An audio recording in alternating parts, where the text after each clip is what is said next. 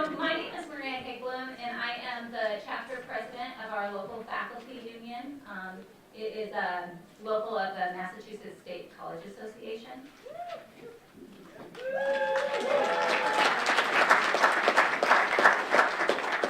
And I'm Irina Sechelanu, and I am the vice president of the faculty union.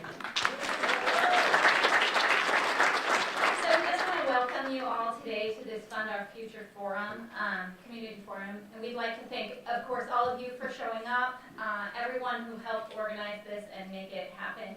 We had a lot of student help from this. We had a lot of help from the Massachusetts Teachers Association, and we really appreciate it. And we also want to thank a few honored guests that we have joining us today. From Bridgewater State University, we have President Fred Clark. I may have hit that again. We have the chairman of our board of trustees, Jean Durgan. The president of the Massachusetts Teachers Association and the vice president, Marion Max, may be joining us. We'll see. They may not make it. And we also have superintendent of the Bridgewater Raynham Regional School District with us today, Derek Swenson.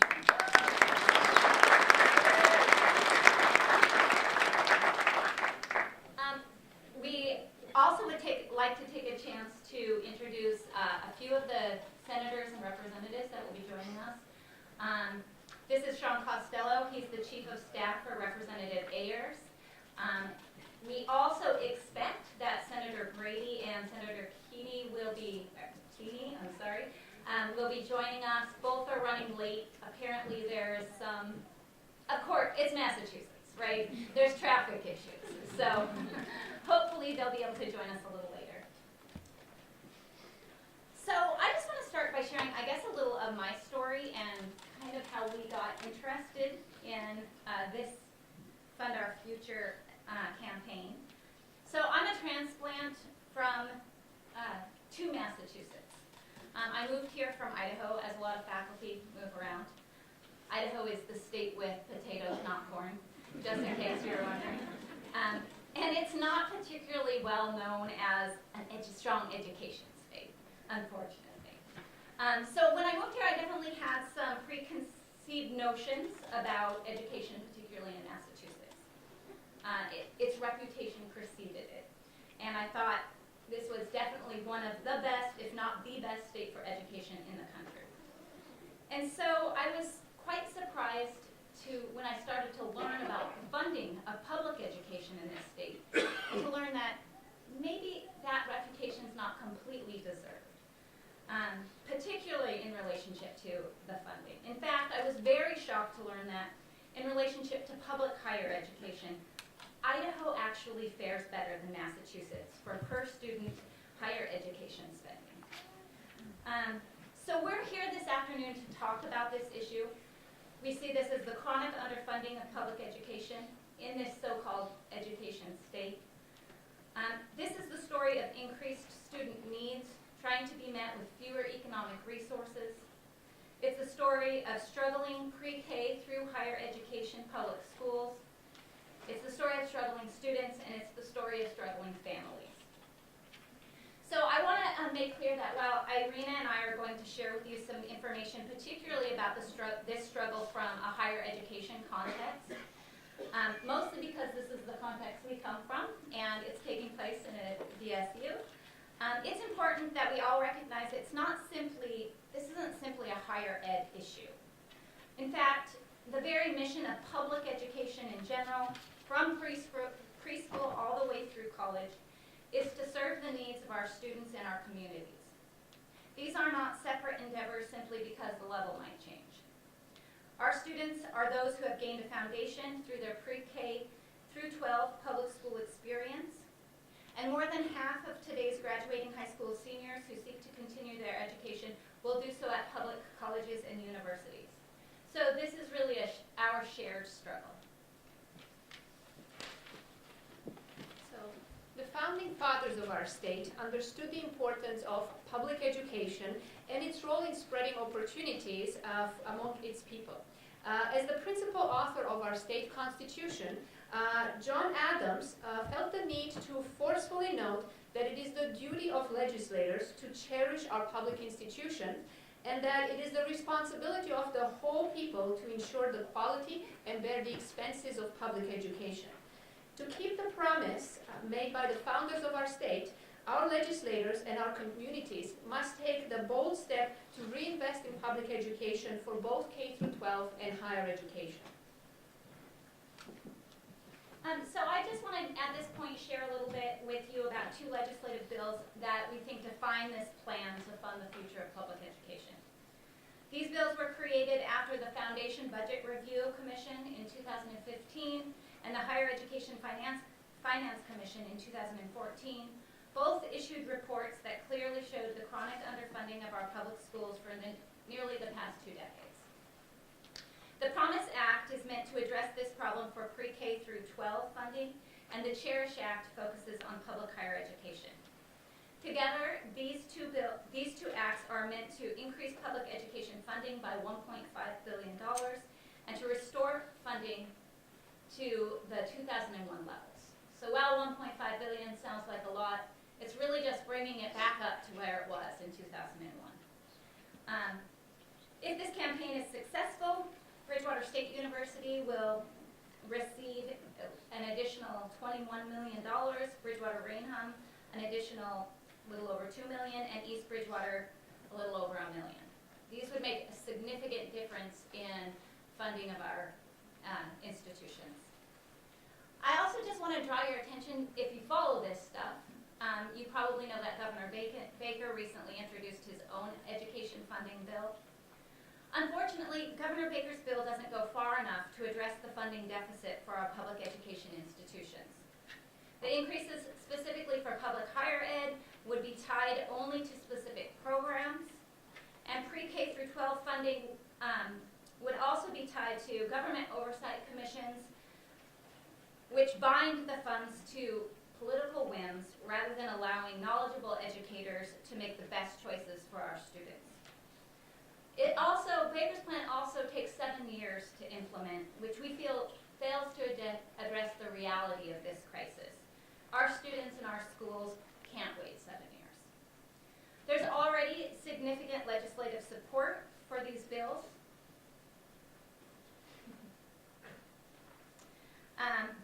As you can see by this list of co-sponsors here, I'll reference the co-sponsors again. We encourage all of you to reach out to these co-sponsors and to thank them. It's important that they understand that we appreciate their support.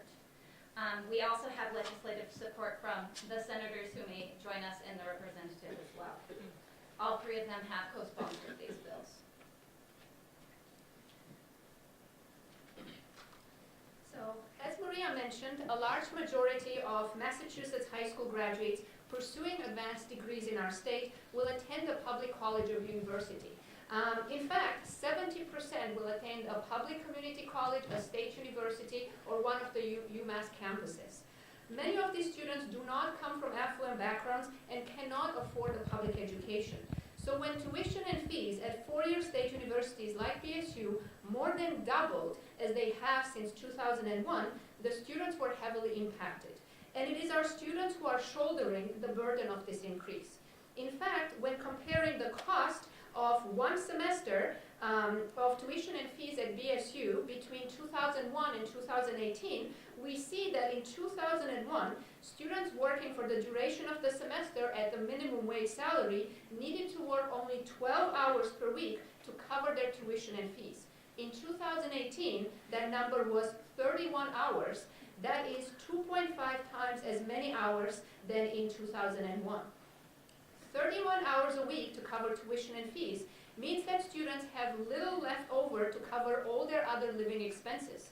In fact, a recent study estimates that between 33 and 40% of students in an average class in a public higher education institution in Massachusetts are unsure where their next meal will come from.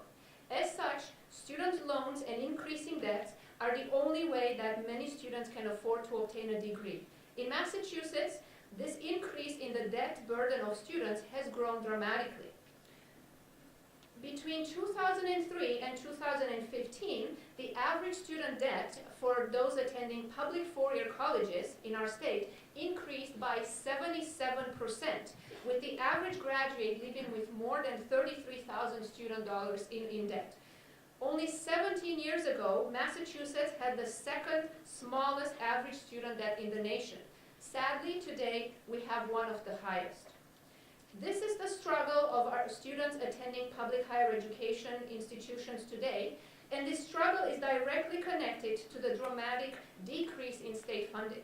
Since 2001, state spending for Massachusetts has dropped by 32%. At the same time, state scholarships for students in need dropped from $150 million in 2001 to only $102 million in 2018 when adjusted for inflation. This lack of state support means that the burden and responsibility of public education has been shifted onto our students, nearly doubling our students' share of the cost from about 30 to 60%. Longer working hours, food insecurity, and debt that will follow them for the years beyond their college experience. This is not the way to cherish our students. So this disinvestment from public higher education isn't only a struggle and burden for individual students and families. It's also harmful for the entire Commonwealth. It threatens our social goals of increasing equity and undermines the economic viability of the region. As the cost of public higher education rise for students, college becomes less accessible for everyone. These rising costs disproportionately impact working class and minority students and collectively undercut the mission and hope of public education as a tool to fight inequality in our society and in our state. And from an investment standpoint, underfunding public higher education is particularly problematic. When we compare to private universities, only about 38% of their students will actually stay in Massachusetts. So I believe this is where the education reputation comes from. We do have a lot of private universities, but they are not serving primarily Massachusetts residents. Instead, it is the public higher education institutions that are serving the region. 60% of students from Massachusetts public institutions will be employed in the state after they graduate. And when we focus our attention specifically on the community colleges and the state universities, this percentage rises even more significantly. It is these students who will add to the economy. It's these students who will become the workforce that we need for tomorrow to ensure a healthy, vibrant, and high-earning economy in Massachusetts. So the failure to invest in public higher education is also a failure to invest in the longevity of our economy.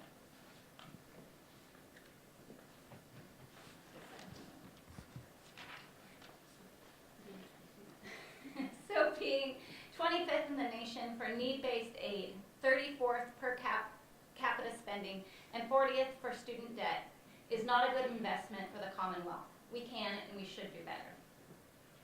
So we can tell this story. We've given you a lot of statistics. We've talked very quickly to try to fit a lot of information in there. We can tell this story of underfunded public education with statistics, but perhaps even more powerful is to hear the experiences of our students and our faculty. So at this time, we'd like to welcome a number of students and faculty from BSU as well as from Bridgewater Greenham and East Bridgewater schools to share their testimonies with us.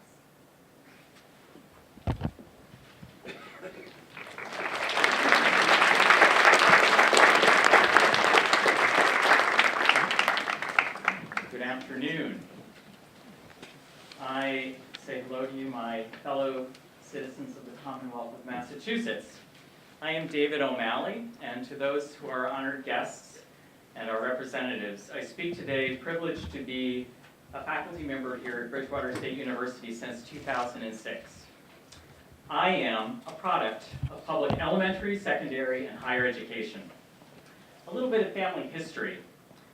My parents were both first-generation college students who benefited from public higher education. My parents grew up in low-income homes as children and grandchildren of immigrants to the United States. They benefited from public-supported education and advanced professionally despite the instabilities that affected much of our extended family. My parents went on to long careers serving in healthcare, education, and the social service sectors. They earned not only a salary, but the respect of the clients and communities they served. Most importantly, through their careers, they contributed to the social fabric of our society, as citizens, as professionals, philanthropists, and yes, taxpayers. They believed, as I do, that education is part of our national infrastructure and national defense, as much as our interstate highway system and our military. So why are family histories so important? Because I know how different my own life and the life of my family could have been. My parents and my publicly supported education has benefited not only our immediate family, but a larger network of relatives, friends, and neighbors. And most importantly, people whose names and stories I will never fully know. I was able, through the investment that generations before me had made in my parents and my public education. While I was a student at the University of Connecticut and at Southern Connecticut State University, both public schools, an affordable education allowed me to focus primarily on my studies. Sure, I worked at a part-time job that was usually between 10 and 15 hours a week when I was in school. I was fortunate for the support of public education that gave me knowledge, skills, and the opportunity to engage with people and other cultures and to learn when I was not having to work for money to support myself in terms of my contribution to my education. This is a very different experience from that of my students now here at Bridgewater State University and of many students across the Commonwealth. Many of my students have to work 30 hours to pay for their educational costs on an annual basis per week, 30 hours. They have limited or no ability to take advantage of internships and other opportunities. I see the effects of overbooked schedules in relation to their compromised physical and mental health. I see the distraction and anxiety of their worrying about student loan debt when choosing between working an extra shift or being able to truly focus on their learning or some extracurricular opportunity that would advance their professional development. Refusal to fund public higher education is taking a toll in our society, which I see in my role as both a social worker and a public educator. Students face tough choices between economic stability and public service professions. Students' choices for their careers are driven by their need to pay off debt rather than their desire to contribute to their communities. This not only impacts our social safety nets and our ability to address critical social issues, such as the opioid crisis, mental health, and an aging population, but it detracts from our students' ability to fully develop beyond just being working people. It has implications as well for a robust Massachusetts economy. The long-term consequence of a diminished economy will ensure a new generation of children growing up in poverty and a continuation of the social costs we as citizens have to address and ultimately pay for. My fellow public educators have served and lived on a salary that is clearly below that of our peer institutions. We do so with a commitment, but at a sacrifice to our own families. I know many of my teaching colleagues are living on the financial brink themselves and are now seeing the negative consequences of this to their own well-being.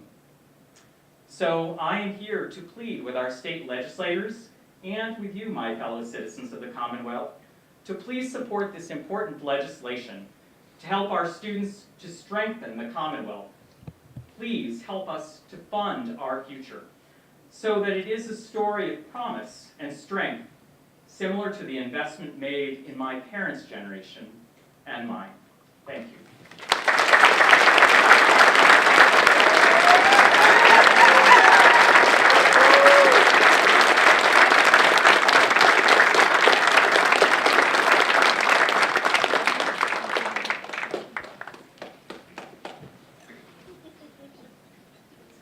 Next, we invite to the podium Jackie Ring, a student at Bridgewater State University.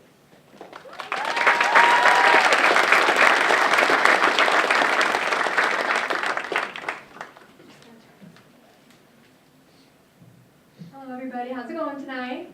Did I get a whoop whoop for public education? Alright, so thank you so much for coming here tonight. Good evening, good afternoon, President Clark. Thank you all the faculty from Bridgewater State University who have been here. And thank you for all of the members of the community and the students of this school that are out tonight. Thank you for coming. We appreciate you so much. It is so beautiful to see students and faculty and administration working together all in the same room. Let's get a round of applause for that,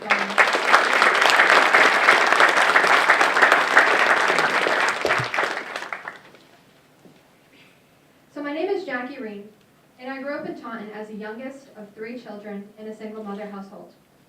While attending Taunton Public Schools, the majority of us kids received free or reduced price lunch. On many days, that was our only full meal, and I know that is the case for the large population of students in K through 12 and throughout higher education. Going from receiving free lunch to being a first-generation college student entering a lifetime of debt was a major culture shock, and I'm confident that many other students in here can agree. In my experience in Taunton Public Schools, one teacher in particular made the big difference for me.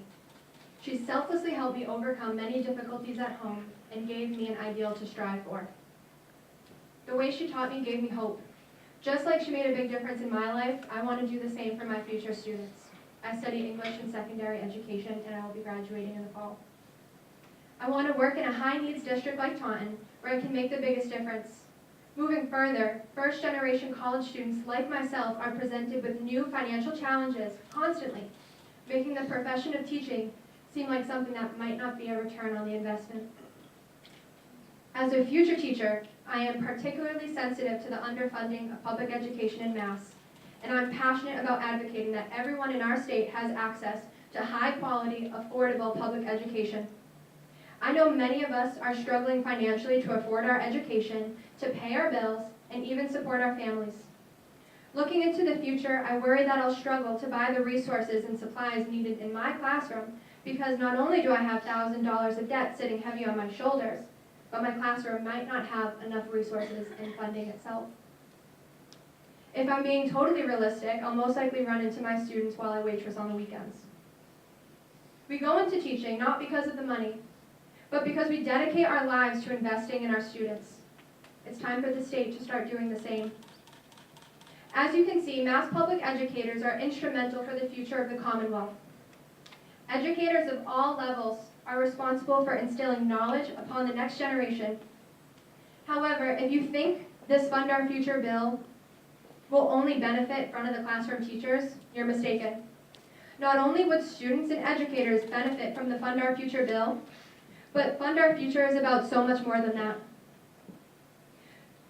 It's about the specialists, the special education instructors, the education support personnel, making sure our special education students have the resources they need, making sure English learners are fully supported, taking care of our school nurses, implementing a safe classroom size, and installing wraparound programs that would ensure vital resources. We know that the honorable elected officials in the State House work tirelessly, around the clock, allocating funding across the state. And we acknowledge the hard work and the tedious work that is going on right now in the State House. We're thankful for your determination and most importantly, for coming and listening to us tonight at this forum. Collaboration is key when it comes to invoking change. And that is something we're reminded of constantly in our education classes here at Bridgewater State University. Educators are collaborators. We know the elected officials work extremely hard on the foundation budget, and it's not something easy to decide overnight. But we're calling on the state to collaborate with us, just like we're taught.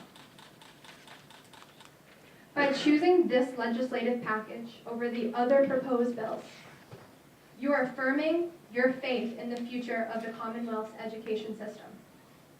The Fund Our Future legislation package has been developed and endorsed by teachers in schools, professors at public universities, school committees across the state, student organizations on campus, who know the needs of our students, our schools, and our campuses. I encourage and urge the legislators to please hear our needs and fund this particular Fund Our Future legislation that we know will meet the needs of our students in the Commonwealth. In the meantime, while you're doing all the hard work, educators and students alike will collaborate and advocate to pass resolutions until our voices are heard and our students succeed. Thank you.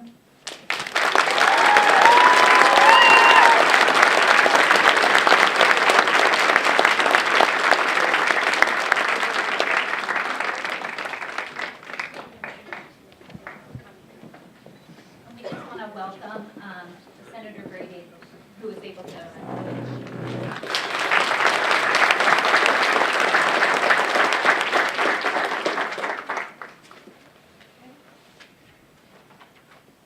Thank you all for coming. My name is Nicole, and I have been both a full and part-time faculty member here in the English department at BSU over the last 9 years. I'd like to begin with something one of my students said to me. The help, the love, and the support you have given is extreme for a teacher. You're not just an English teacher, you're a friend and a mother who cares for the best of us. This was part of an email sent to me last summer from a student that thought she would never make it through a semester of college. I've received many messages like this over the years, especially from the first-generation college students I typically tend to work with in our award-winning enhanced writing program here at BSU that is designed to meet the needs of students who need additional help in order to be successful in college. I love my job. That is a fact. Ask anyone. They'll tell you. I'm here more hours than I probably should be. I do whatever I can to see my students achieve their goals. But that is the nature of BSU faculty. We are here because we are passionate about our fields and about teaching. Unfortunately, I've watched my own life continue to deteriorate in quality due to a lack of adequate benefits, such as health insurance, minimal pay, and juggling of multiple jobs, and hopes to piece together enough of a salary for my family to survive. I'll be honest, there are times when I struggle to put food on the table for my 2 kids. Just last week, I had to try to explain to my 5-year-old daughter why this year, for the first time ever, we weren't going to Disney on Ice during February vacation. And sadly, I know I am one of many faculty across the state in this situation. My situation is not unique.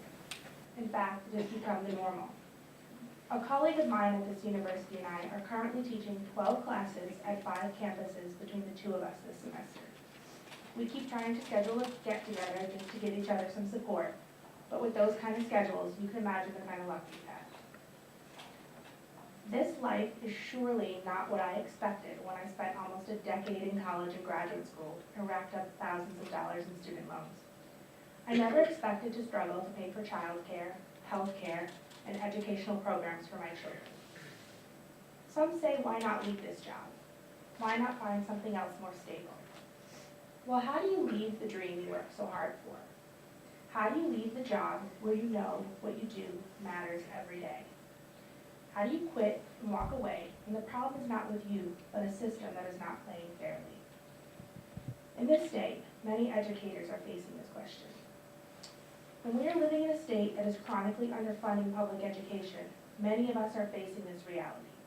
Doing what you love, contributing to our communities, and helping our students means we are giving up our own economic stability, and in my case, health benefits. A state as wealthy as Massachusetts can and should do better. Thank you.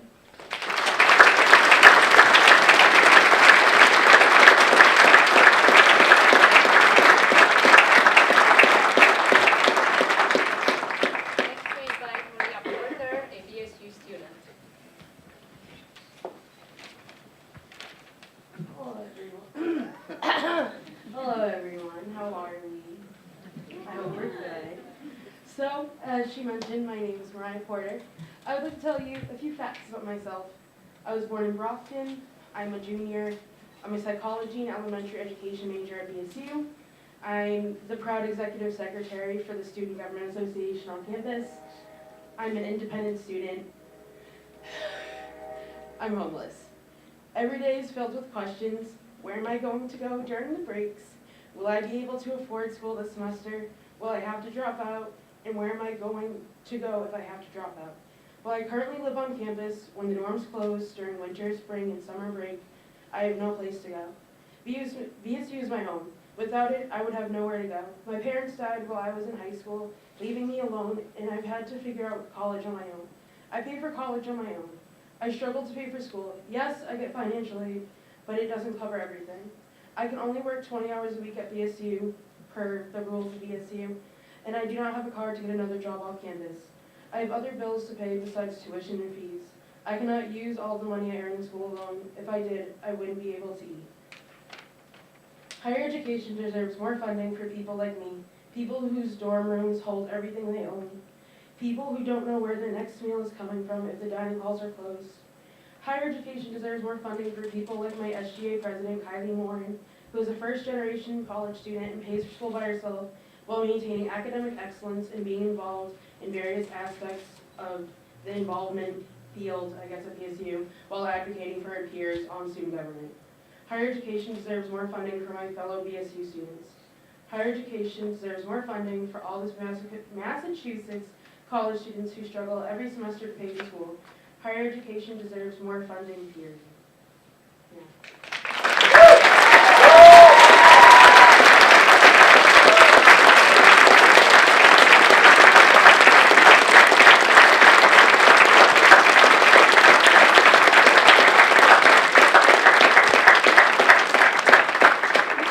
Stand up and give her a round of applause. That just took a hell of a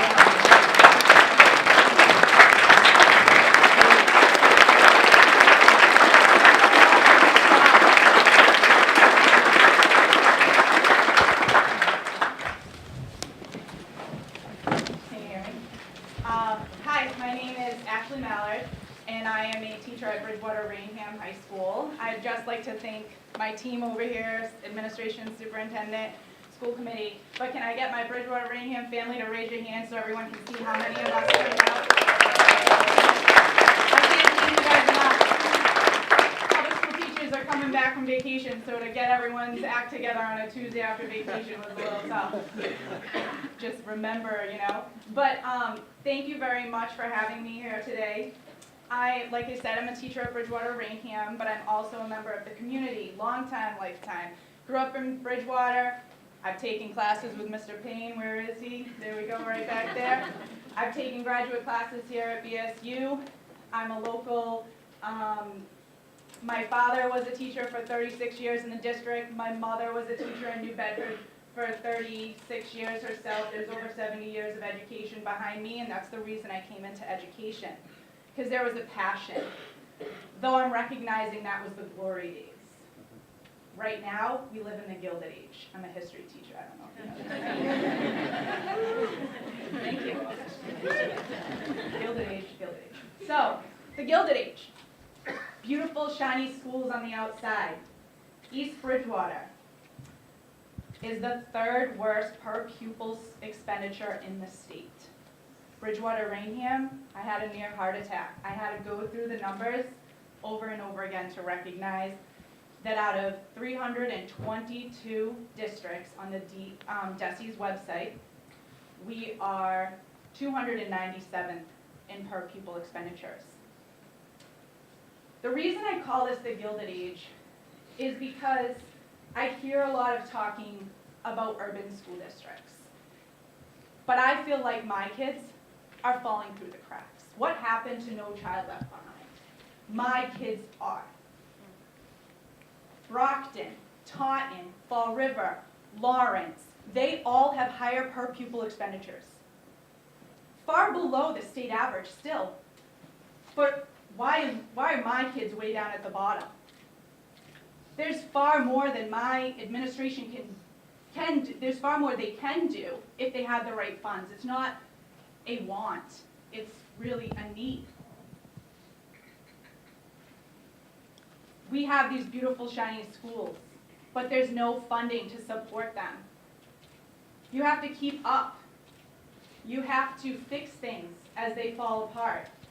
I have blankets in my classroom for the days that the heat goes because it drops below, and Mr. Swenson's walking down the hall. One year my principal is handing out hot chocolate just because I'm standing there in a fur hat and a long coat, not kidding. And I know they're trying, but if my community won't help and my state won't help, the money is coming from nowhere, and this needs to change. And we need to recognize that West Bridgewater, Bridgewater, Whitman Hanson, East Bridgewater, they're all in the 25 lowest per pupil expenditures. What's happening in this region? We look like pretty comfortable, happy bedroom communities. Our kids are great athletes. They're going to West Point and the Naval Academy and Harvard, and we're shipping them off, despite all of this. I started taking some classes at BSU and I had to leave a teaching college because there wasn't enough faculty to support the history classes I needed, and get this, at a college that should be supporting a timeline that supports a teacher's schedule. Can't have a noon class when I teach all day. I grew up in town, I teach in town, I live around the corner. I don't own a house yet. Why? Because my dad taught me young, kid, go back to school. That's the only way you're going to make a decent wage in education. Most of my friends took that $40,000, $50,000 and invested it in a home, and I invested it in my education. I enrolled in Mr. Payne's class. Awesome. I had to pay, became a university, I had to pay an extra $400 more than the previous year, and I was the only graduate student in the class. Mr. Payne taught an awesome first lesson that I repeated this last month with my student teacher, actually, from Bridgewater State, about how to write a three-part essay. I had also taught it my first day to my freshmen in high school. I know Bridgewater State is awesome. Both my parents are graduates from Bridgewater State. But there's something about this community that is falling through the cracks. I asked my colleagues, what's going on? What are you spending money on? I just recently had to charge $500 to get Scantrons. Why do I need Scantrons? Seems a little old school. Well, because one of my colleagues said, use Google. You can use it. We don't have enough computers for every kid in the school that if we all have to give a test the same week and the internet goes down, we don't have the technology. I'm worried about MCAS. When we all have to be, we're going to practice, when we all have to be on the computers at the same time. I can't teach 21st century skills if the community doesn't provide us with the necessary funds to give the kids 21st century skills. They can type better with their thumbs than they can type with all their fingers. This is a reality. I tutor for kids outside of school. Sometimes when I'm teaching them how to write, it's quicker for me to get on the computer and type for them what they verbally say to me than me watch the painfulness of them trying to type one at a time. Why does this happen? Because we don't have enough technology even in the elementary schools. Teachers are complaining. My staff, I heard anywhere from $500 on supplies a year, averaging $300, and elementary school teachers, God bless them, they're over 1,000 and would work until the wee hours of the morning when their husband would deliver them pizza and force their children to decorate the bulletin boards. So on average, I figured 300 people, about 400 staff spending money on kids. We're supplementing about $120,000 worth of supplies a year. My science teachers are regularly going out and supplying themselves with the average labs equipment and grocery shopping for these things they need, like vinegar and stuff like that, to do basic labs. They want to provide those. Sure, we could live within the bounds and think, I'm going to think outside of the box and only do what our supplies provide, but that's not teaching. That's not providing for our students in the way we need to.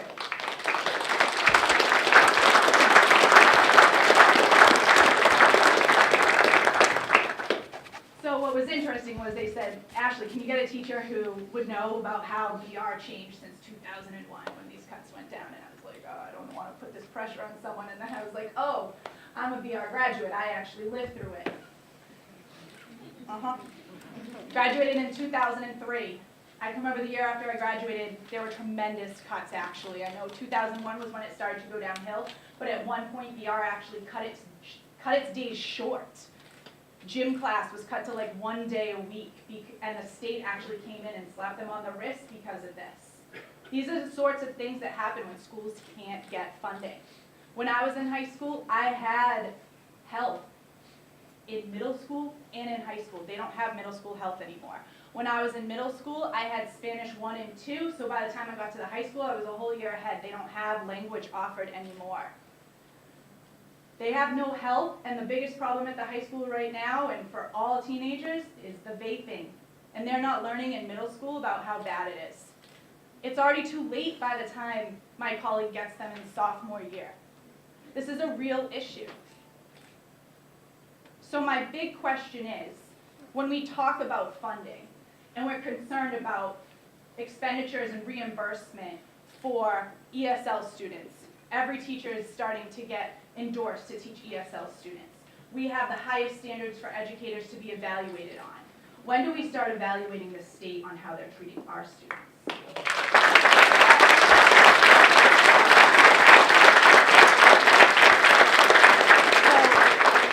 the reality is here today that the budget needs to change. The Gilded Age is done, and we're all recognizing that.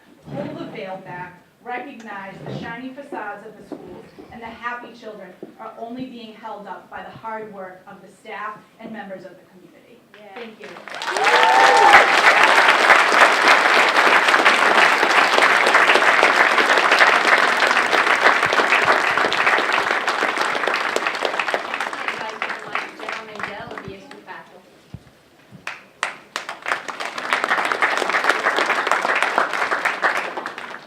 We also welcome Senator Feeney, who has just joined us.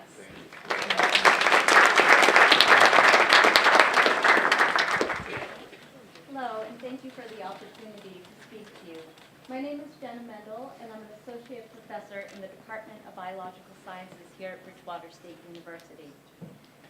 In 1999, I stepped into my first classroom at Bridgewater State, not as a professor, but as a student. I was what we call a non-traditional student and was nervous about coming back to school. But I immediately fell in love with Bridgewater State University, largely because of how supported I felt by the caring faculty, staff, and students. I knew that I wanted to return to a place like BSU as a faculty member to support the students and the university's mission of educating students in southeastern Massachusetts. After completing my PhD in microbiology, I was hired at BSU as a part-time faculty. I also worked at 2 other institutions just to make ends meet. The struggle was real, and I remember days where I had 30 minutes to get from BSU to Massasoit Community College. I was one of the lucky ones, however, and hired into a full-time tenure-track position, allowing me to continue to support our students here. Our students are talented and hardworking, and many of them are first-generation college students, minority students, and non-traditional students. These students are the future employees of the many and varied jobs in southeastern Massachusetts, especially in the biotech sector, which is growing in this region and desperate to fill jobs with qualified workers. I've been able to support the development of my students at Bridgewater State University by my teaching, facilitating internships, mentoring honors theses, and research students. But I've also supported students in a way I never imagined I would have to. I paid for gas cards for a student who told me she could no longer afford to drive to her classes and was going to drop out of school. I paid part of the students' tuition so they could graduate.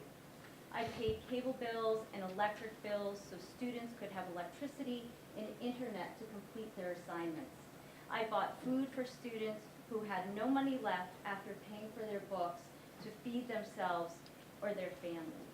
I'm very fortunate that I can do this, and I've done these things willingly, but I've had to do them because the cost of education is a hardship for so many.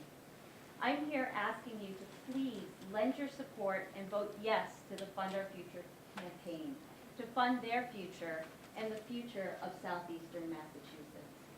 And just in case you're wondering, that student whose tuition I paid for is in graduate school in Boston.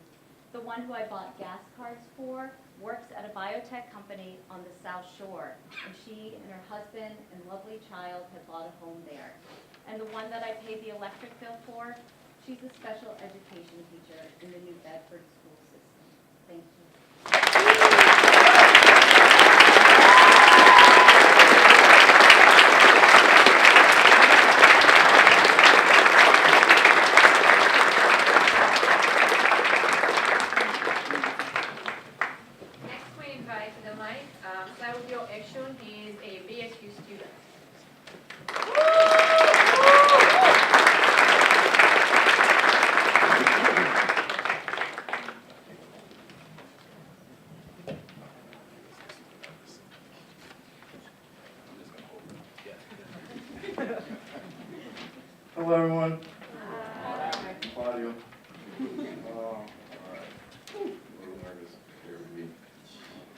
senior at Bridgewater State University, majoring in biology. I am a resident assistant and president of IAMSTEM, a student organization supporting students of color in underrepresented STEM disciplines. My journey began in Accra, Ghana on November 17, 1996. At the age of 2, my parents and I moved to Vicenza, a small town in northeastern Italy. My mother, Rebecca, wasn't a high school graduate. However, she knew she wanted a better education for her children. So at the age of 9, I moved with my mother and 2 siblings to Worcester, Massachusetts. During my college application process, I learned that, oh, my bad guys. During my college application process, I learned that I was considered an international student, which meant I was ineligible for federal financial aid. There are more than 5 Worcester colleges. However, Bridgewater State University was the only institution where I received financial aid. However, I still needed to defer a year in order to save up to pay for my tuition. I am standing here as an African immigrant, first-generation college student to speak about the need for funding in public higher education. As the president of IAMSTEM, every day I encounter the stories of students of color at BSU who struggle to fund their education. If it wasn't for my resident assistant position on campus, I would not know how to pay for college. For those students who do not have the opportunity to become resident assistant, how can they manage to pay their tuition fees, especially if they keep increasing at this rate? As a college student who works about 25 hours a week on top of my other obligations, I find it very difficult to go to classes and focus in class due to my tiredness and stress. I know this is the case for many of my peers, who are often working more than 30 hours a week. Trust me, it gets stressful. Just look at my face.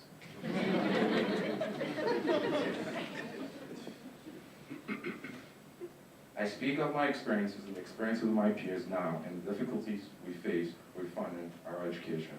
But I also worry for the prospect of college education for my 2 younger siblings, who may face even more significant costs and barriers. How can a student receive more affordable college experience if the state support is 32% lower than it was in 2001? These figures seem like my legislature and representatives do not care about my success as a student or the debt I and my peers will incur to get a degree. My mother left Ghana to seek an opportunity for her children that she didn't have. The opportunity was in part by public education. The refusal of the state to adequately fund public higher education is making it much more likely for students like me, whose family cannot afford to pay their education, to be written out of that very dream for our future. It's time to act now. Thank you.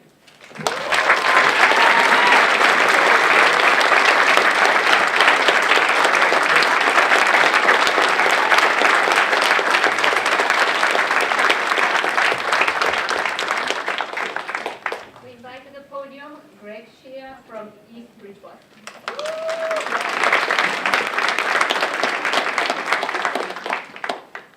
Thank you for the opportunity to speak about this important matter. Like I said, my name is Greg Shea. I'm an 8th grade English teacher who's proud to work down the street in the small, close-knit community of East Bridgewater. Our school district is full, top to bottom, committed educators whose mission is to enrich and elevate their students socially, emotionally, and academically. But our district also struggles with a limited budget. Like Ashley said, we're often close to the bottom of the state in per pupil expenditure, and some of that is tied to the economic makeup of our town. I've been in the district for over a decade, and for as long as I can remember, budget limitations have limited our vision of what an excellent education in East Bridgewater can be. When I think of the $1.3 million that the Fund Our Future campaign could bring to our district, I think of all the academic opportunities that could open up for our students. For example, our district could afford a late bus so our most needy students could stay for extra help and get the help they need. We could afford more special educators to bring down inclusion caseloads that sometimes reach into the 30s or 40s. We could afford more high school teachers to bring down advanced placement class sizes. We could give our middle schoolers a full foreign language curriculum. We could hire enough specialists at the junior senior high to keep our students, and especially our middle schoolers, out of study halls that don't academically enrich their day in any way. More significantly though, when I think of what the $1.3 million in funding this campaign could add to our district, I think of the human impact it would have on our students.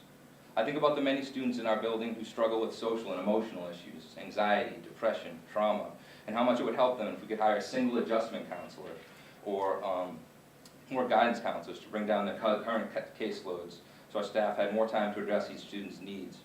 And when it comes down to it, each of the academic improvements I listed above also boils down to the simple human impact. Every dollar spent on the school budget will translate into more space for our educators to respect each student's uniqueness while meeting the needs of each child and fostering each student's talents and dreams. As teachers, we're privileged to witness the incredible potential students have, and every dollar invested in students will pay dividends in our community for decades to come in the form of something much more valuable than money, realized human potential. Thank you.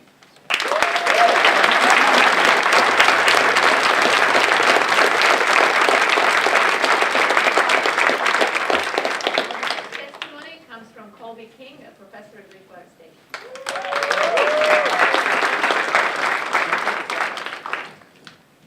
Yeah, I can hold it? Cool. Colby King, Assistant Professor of Sociology here at Bridgewater. Thank you. So, as we've heard, and as we've been thinking about here, at community colleges and state universities like BSU, we see that so many of our students do amazing work, and too often their struggles have little to do with academics. At BSU, which like community colleges and other public institutions, has a higher proportion of Pell-eligible students that also represent other marginalized identities, I see how BSU students work incredibly hard just to get to the classroom. We've heard some of those stories just today, right? The people of this institution, the people of Bridgewater, the students, faculty, and staff, bring a wide range of life experiences and perspectives to our classrooms, and that diversity enlivens and enriches our university community.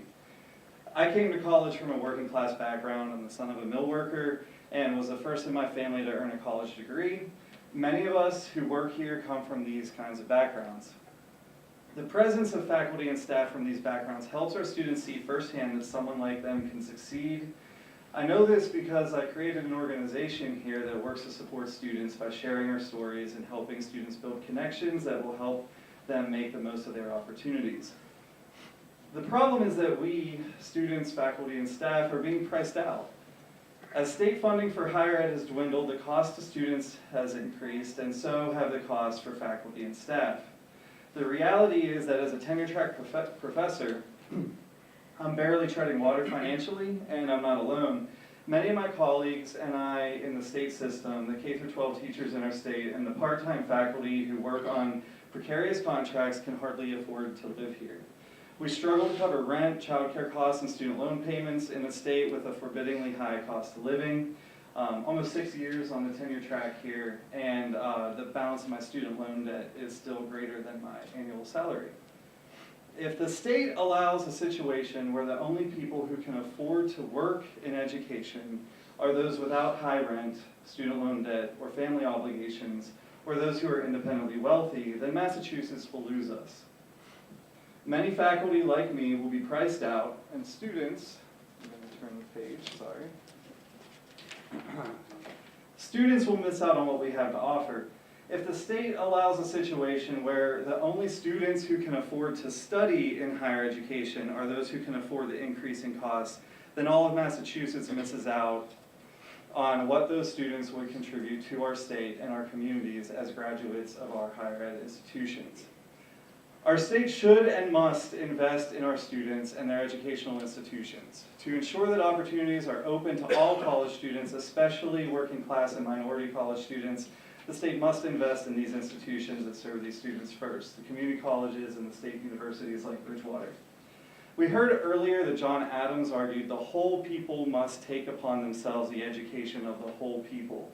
I particularly like this sentiment because Adams emphasizes that we are in this together. If the whole people do not take it upon themselves to provide for the education of the whole people, then the whole Commonwealth misses out on what those who could not afford it would have otherwise contributed. I urge you to take Adams's call back to your colleagues on Capitol Hill, into your communities and workplaces, and tell everyone about what you heard today. Tell them how these funds will support institutions and people who are working as hard as anyone to make the most of their abilities and contribute to our common wealth. Tell them to fund our future. Thank you.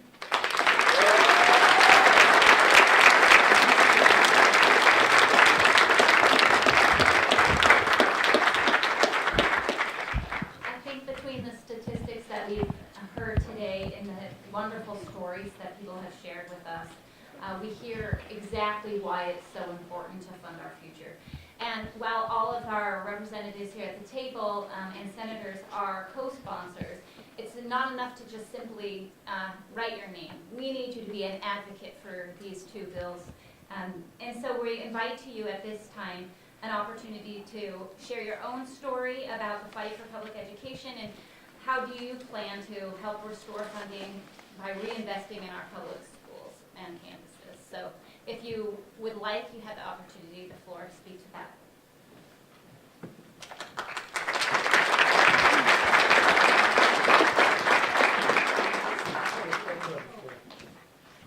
Hi everyone, and first of all, I want to thank especially the students who had the courage to get up and speak.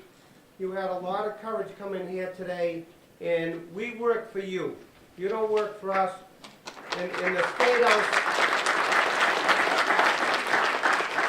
the State House is the people's house. It's not our house, it's not Senator Feeney's house, it's not the representative's house, it's the people's house. So you are always welcome to come into the State House to advocate on the things you believe on. And I want to tell you a little bit about myself. I started out in the city of Brockton. I worked nights at Superior Bakery to fund my education at Massasoit Community College. And I come from humble means. My father and mother didn't own their own home. And I'm sorry to get emotional because I know how hard it is struggling to get funding to fund your education. We here are on the same page here and support you, but talking the talk and walking the walk is two different things. So I started out, I went to Massasoit Community College. I ended up transferring to Metropolitan Life Insurance School, got in the insurance business because I drove a truck from a land news agency in Brockton. I was able to go into the insurance business. Fortunately, that opened many, many doors for me, and I became an insurance agent. I started my own business in 1993, got into the insurance business, went to take some course at Northeastern University in financial services, and later on I ran for public office, and I was not happy with the way things were going in my community, being from the city of Brockton, so I was encouraged by a lot of friends to run for the school committee. So I served on the school committee. Back in the early 90s, we got a lot of funding from the state. We were able to build 5 elementary schools with 90% reimbursement from the state. Tom Kennedy, my predecessor, served as our state senator at the time and a state rep. Bobby Creedon was our senator. Mike Creedon. We were very fortunate. We got a lot of funding and things were going good. Then I got elected to the city council in a special election, and then all of a sudden the funding hit the floor like it's gone through. It usually goes in, the economy goes in 10 to 15-year cycles, so we were struggling. We didn't have enough money to support our schools, and in 1993, the Ed Reform Act was funded. It came out because of a lawsuit against the Board of Education because they weren't equally funding the schools across the board. And the poorer communities got really hurt by this. So through that, we were able to get more funding for the Commonwealth of Massachusetts and help some of the communities. But there's disparities. Some cities, as was mentioned earlier, get different sources of funding than the towns that I represent around us. So I worked as a state legislator later on, getting into the state house as a rep and a state senator. I have the towns of Whitman and Hanson in my district. We worked with Representative Josh Cutler to get some more money for the towns of Whitman and Hanson. And I know East Bridgewater as well doesn't have a fair share of the funding as well. But we, myself and Paul Feeney in the Senate, and the legislators, I know Bruce is in the House, and a lot of legislators support the fair share amendment that was proposed last time. And we all supported the education proposals that were done. Unfortunately, if there's a difference between the Senate and the House and the governor, it goes to a conference committee. And like in life, the real world, we don't get everything we wish for. We were almost at the finish line, but didn't get it over the finish line to get funding. So now we have a new Senate President, Karen Spilka. I've met with her. I know Paul Feeney has met with her. I know Representative Ayers and our representatives have met with the Speaker. That is, I know by talking with all the leadership in the House and the Senate, that is one of our top priorities moving forward this year to get adequate funding for our K through 12 funding across the board. But, and as was mentioned earlier, we co-sponsored, I know I did, and I know Senator Feeney did, the Cherish Act and the Promise Act and the Fair Share Amendment. Now last year, they determined that that was unconstitutional because on a ballot question, they cannot decide where the funding goes. That is up to us as a legislature.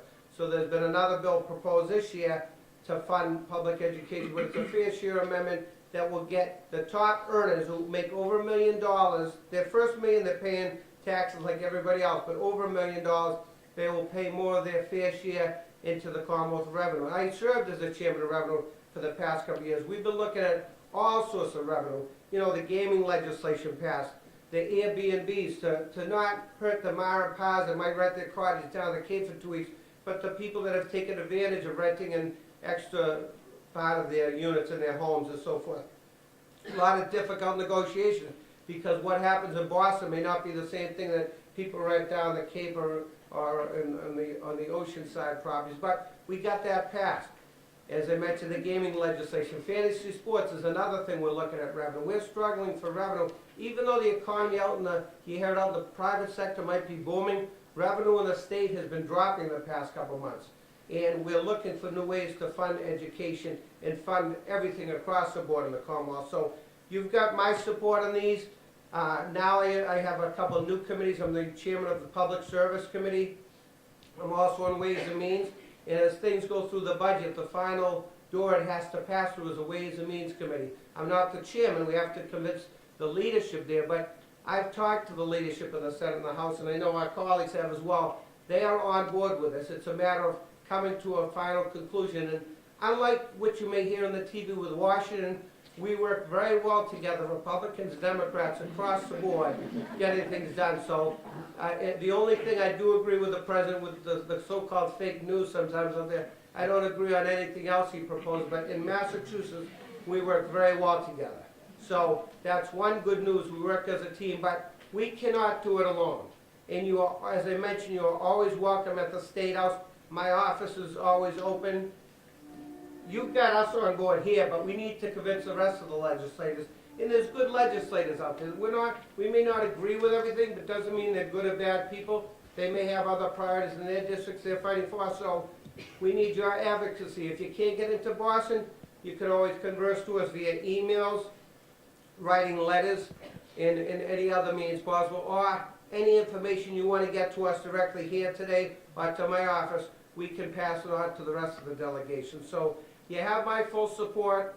I've been there in your shoes, believe me, and I know Paul Feeney grew up in a working class family, and I'm going to let him get up so I don't talk the whole crowd's ear off today, because sometimes you can't shut me up. But we have a great team in the Commonwealth, and I want to thank your president, Fred Clark, who I know for many, many years, who grew up in Brockton and Easton.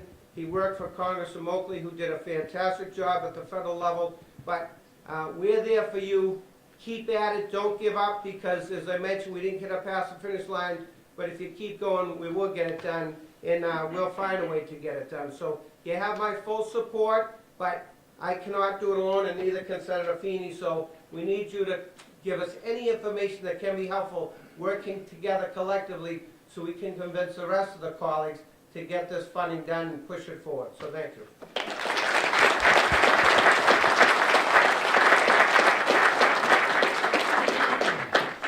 Wow, well, good evening, everyone.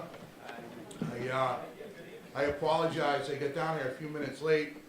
Apparently, wind is the new snowstorm in Massachusetts. Brutal commute. But I really didn't know what to expect.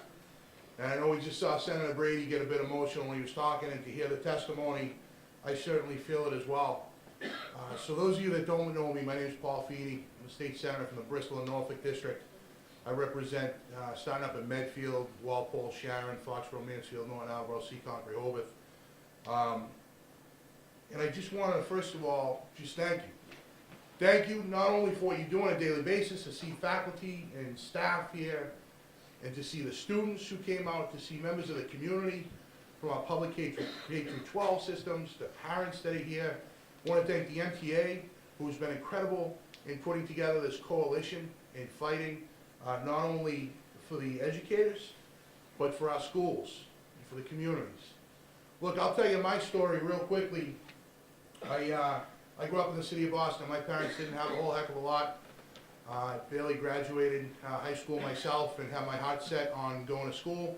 Would have been the first one in my family to go to college.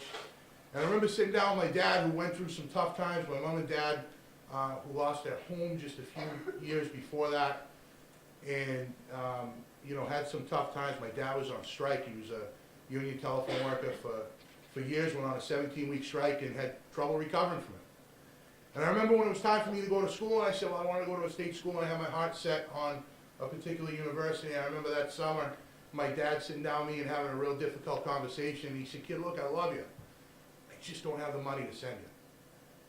And I said, no problem, Dad, no problem, I get it. And he said, you know, why don't you get into the workforce? And I did. I went to work driving a truck overnight, on an overnight shift for the telephone company, the same place he worked for years. And I started, and I got involved in my union, I got involved in supporting my coworkers, and I got involved in politics, and I got involved in the legislative actions that we were going through at the time. And I said, you know, this is how I can make a difference.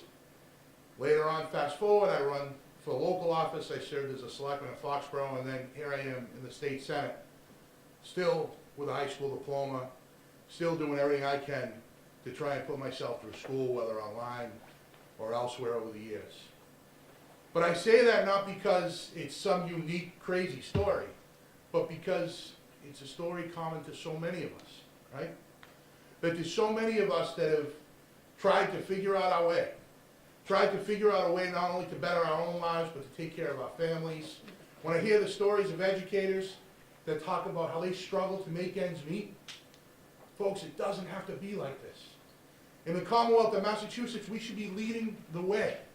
We have the #1 public schools in the nation. The #1 public schools in the nation.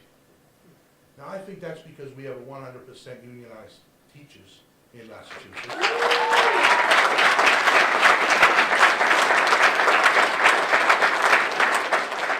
And it's borne out by the data. All you gotta do is look at the rest of this country. But it's because we have educators that actually care. They care not only about their profession and their jobs, but they care about the students in their classrooms. They care about the communities where they teach. Here in higher education, when I look at the amount of student debt that we're taking on in this country, tell me that this system isn't broken. When I see people, yeah, absolutely. When I see people like my brother, I got a younger brother who put himself through a state university. We see students all over the state that are putting off buying a home, that are putting off starting a family, that are putting off the American dream so that they can pay their college debt. There's a better way. There's a better way. Now, we need to fix that. And that's a parallel track that we in the legislature have to take, and we need to figure out what we're going to do about student debt, not only here in Massachusetts, but hopefully across this country. But then the second piece to that is to make sure that we're investing.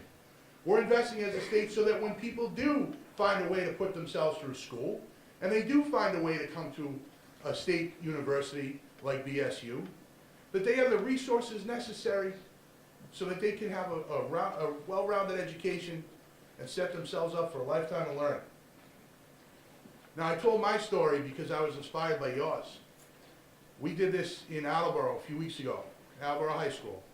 And people came together, a much smaller group in a much smaller setting, but they told their stories.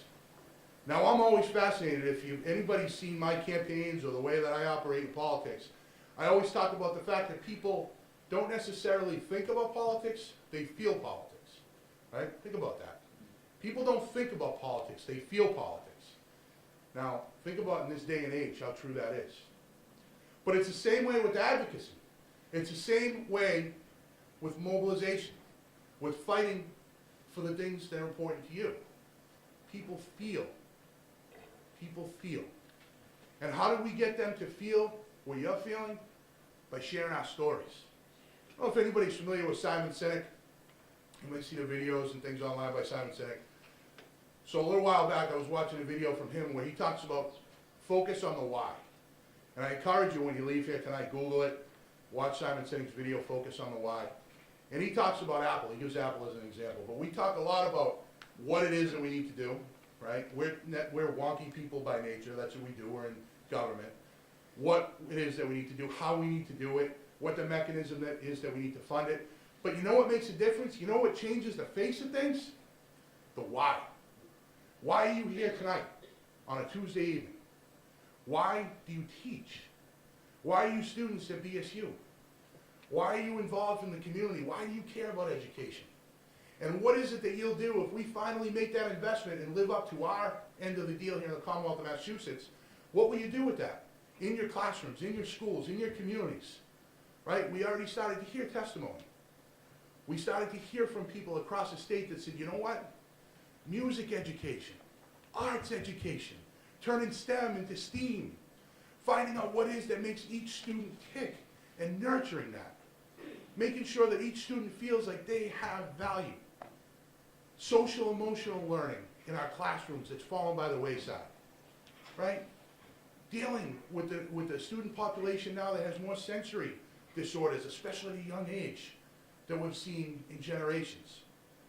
That money, that investment, those are our values. So we need to do what we need to do here in Massachusetts. But like Senator Brady said, we can't simply do it alone. You have my support. I'm a proud co-sponsor of both the Promise Act and the Cherish Act. Just like last year when I co-sponsored the Promise Act, and I thought we'd just get it over the finish line, and I think it's criminal that it didn't happen.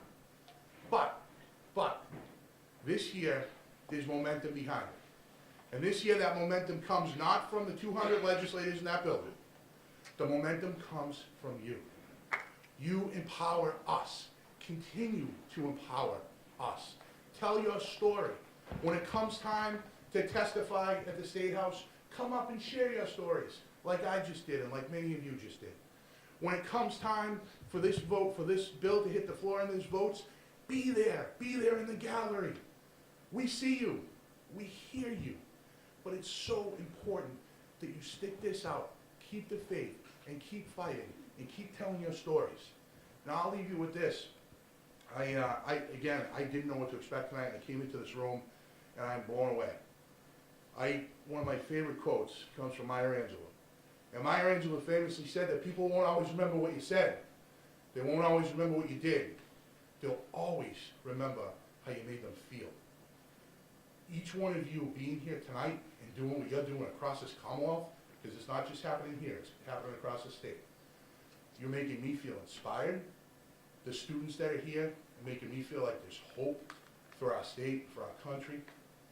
And I know that if you continue to do that, you will make the entire legislature feel like they have no choice but to pass both these bills to live up to our end of the bargain and to make sure that we're investing in our public schools here in the Commonwealth of Massachusetts.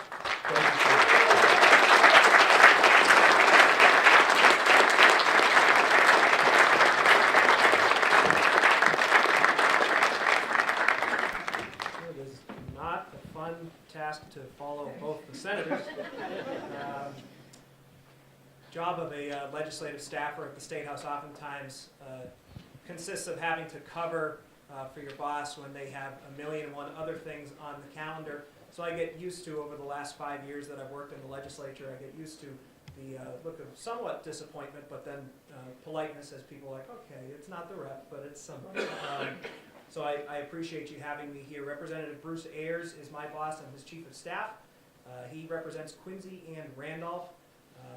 He's a proud product of North Quincy High School, and obviously is very supportive of public education and the Mass Teachers Association, all of their efforts. But want to make sure you know that even though the rep couldn't be here today, and since we're the only office here from the House of Representatives, and of course our friends in the Senate have spoken so eloquently, but I just want to take a moment to let you know that just because my boss couldn't be here doesn't mean that what you said has fallen on deaf ears. A little bit of my background is I'm a proud product of the Marshfield public school system. I've lived in Marshfield my whole life. Grew up in a union household. Both of my parents were members of unions. My mom was a member of the Marshfield Education Association as I grew up. My public education in Marshfield Public Schools allowed me to go off to Stonehill College nearby. And then when I came back, I saw there was an open seat on the school committee in my hometown when I was 22 years old. And the only person running at that point was somebody whose politics I don't agree with. My boss is a Democrat, I'm a Democrat, and this person wanted to bring prayer back into schools, in public schools, and didn't believe that there were things worth funding in our public education. It was somebody who wanted to say no and not say yes. So at 22, I made the somewhat rash decision to run for school committee. I'm in my second term now in the Marshfield School Committee and have served the last 3 years as the chair of that committee. So when I hear these statements, I understand the struggle because I see it all the time. Putting in the work that I do in my hometown, we have the same issue as the teacher from Bridgewater Raynham mentioned with per pupil expenditure. It's, even in a community like Marshfield, where we're not incredibly wealthy, but we're pretty much middle of the pack. Out of 320 school districts, in terms of per pupil expenditure, we're number 293. And that's pretty disheartening, and that can be directly drawn back to the fact that the funding formula for public education needs to change. So Representative Ayers hired me partly because of my interest and background in education. We work pretty closely on these issues. He's certainly supportive of these bills. He's not just a co-sponsor, but he will, as you said, be pushing actively for this legislation. We firmly believe in our office, it's something that I've believed my whole life through firsthand experience, that public education is the solution to all of the problems that we face in Massachusetts and across the United States. Somebody mentioned earlier the opiate crisis.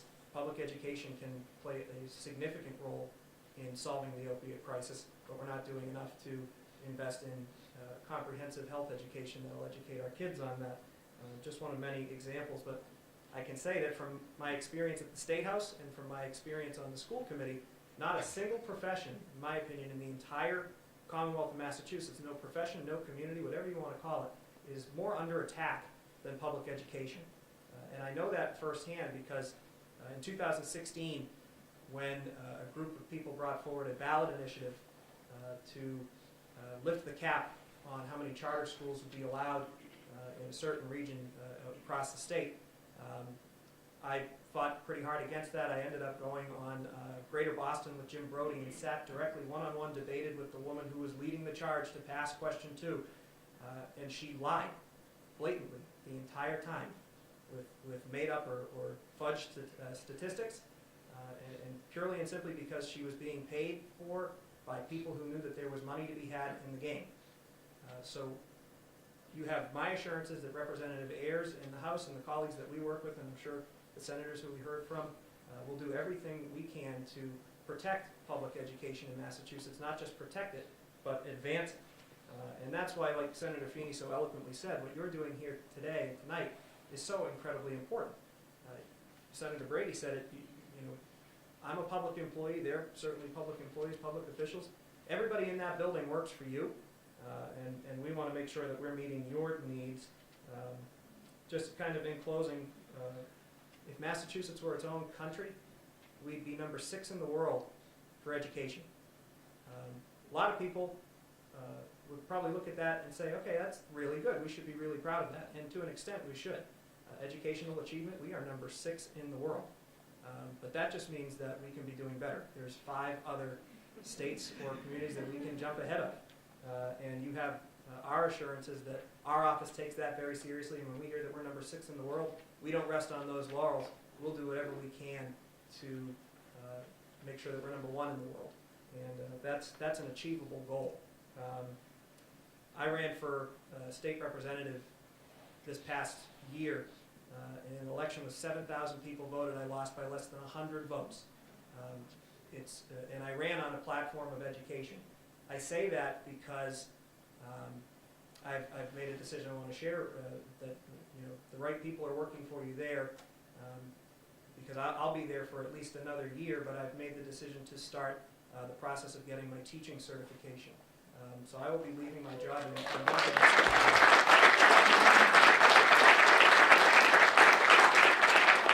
I've recently begun that process, but I say that because I want to make sure you know that just because the rep's not here doesn't mean that his office hasn't heard you, doesn't mean that we don't understand the struggle that you go through. We appreciate you sharing these words with us, appreciate you having us, and thank you very much.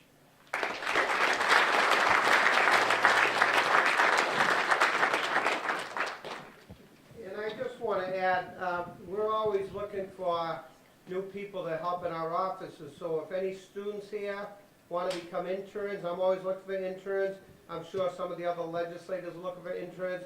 I'm going to leave my business card up here, and also I may be making some changes. I've had some great staff over the years, but you never know when openings come up. We're able to put some of these interns on full or part-time as well, so I'm always looking for new people to get involved in the State House, and I know some of our colleagues in the State House are as well. So anybody who's interested in becoming an intern or maybe working for my office in the State House, I'm going to leave my business card up here. you're more than welcome to meet with me. Thank you.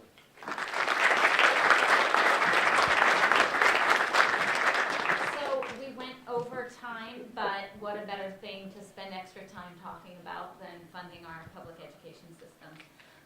So I just want to reiterate, while we greatly appreciate having our senators and representatives join us for this forum, it's even more important that all of you are here.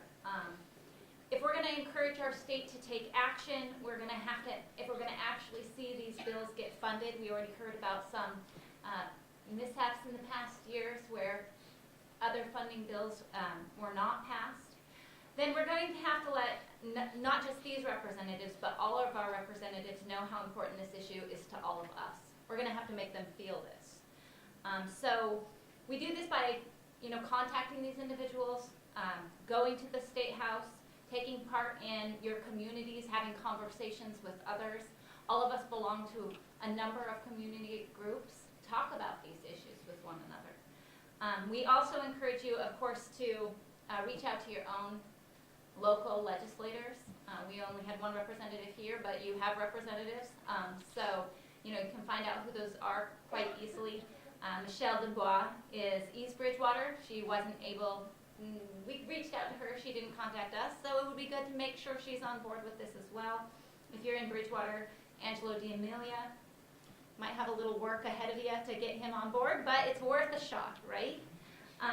So we encourage you to do these things. We encourage you to sign the petition if you did not do so as you came in. And there's a couple other actions that you could get involved in, and so I want to hand it over to the MTA, Massachusetts Teachers Association, Vice President Max Page, to talk to you a little bit about those actions.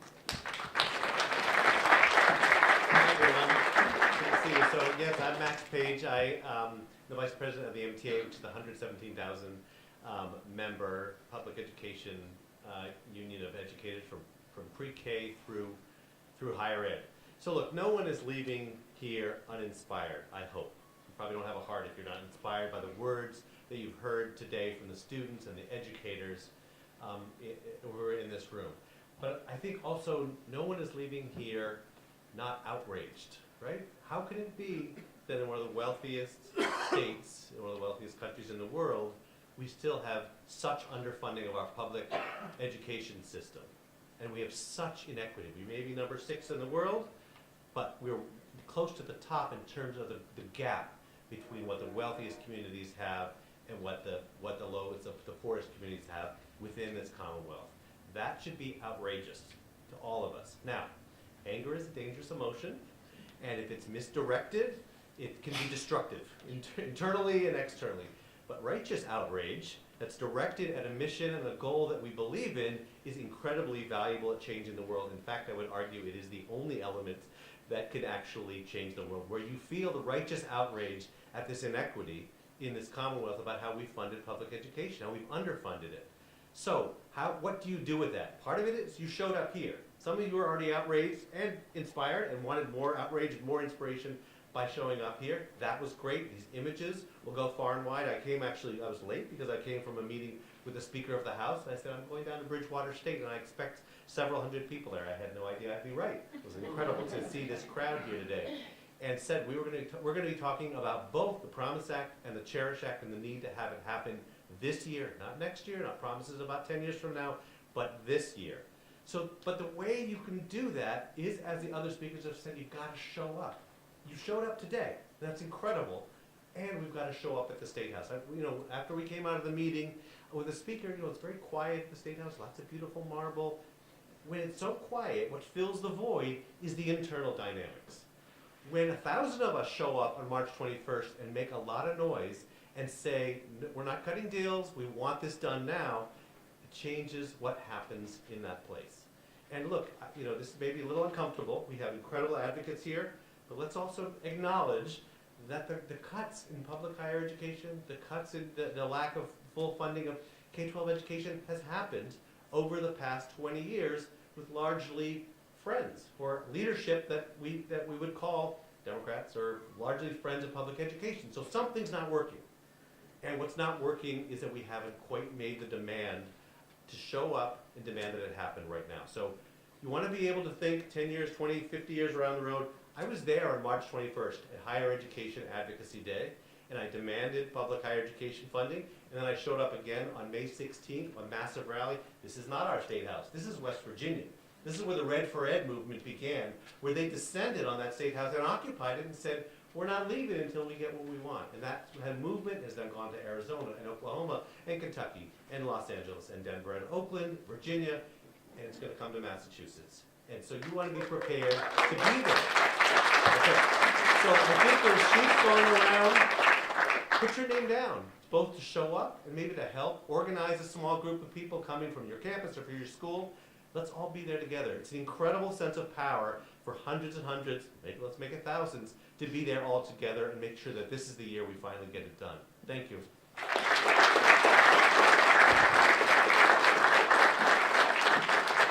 with that, we just want to thank you all for showing up, turning out. It was